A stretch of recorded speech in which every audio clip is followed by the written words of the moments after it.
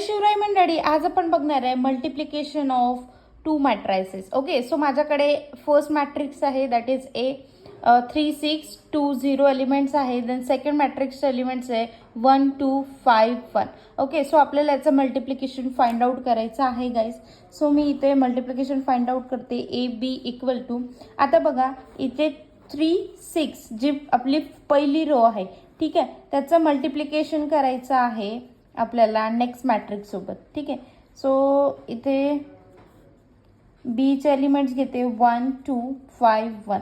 ठीक आहे, so guys आपल्याला ही रो आहे 3 6 याचं मल्टिप्लिकेशन करायचं आहे या पूर्ण म्हणजे बीच्या मॅट्रिक्स सोबत. तर आपण 1 बाय 1 कसं करायचं, तर ही रो पहिल्या कॉलम सोबत मल्टिप्लाय करणार, त्यानंतर सेम रो दुसऱ्या कॉलम सोबत मल्टिप्लाय करणार. तर कसं तर बघूया.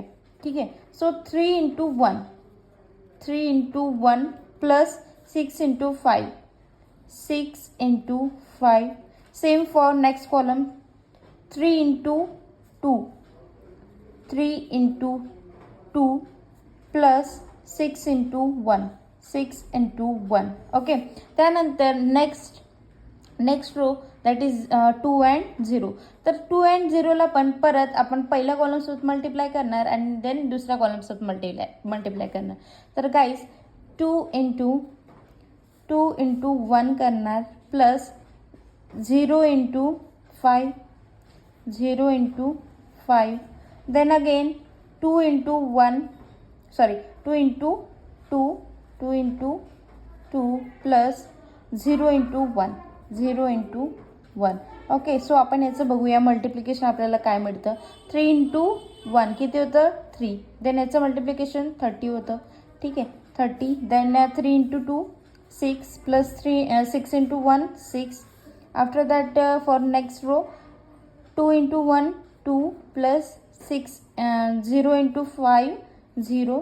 Then again 2 × 2 4 plus 0 × 1 0. Okay, so आपल्याला इथे मल्टिप्लिकेशन मिळालेले आहे. आता आपल्याला फाइंड आउट करायचे त्याचे ॲडिशन. सो 3 + 30 किती होतं 33.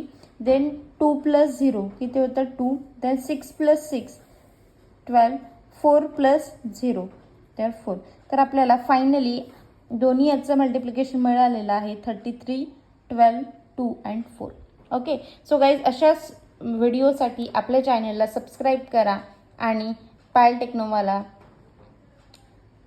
फॉलो करा. धन्यवाद.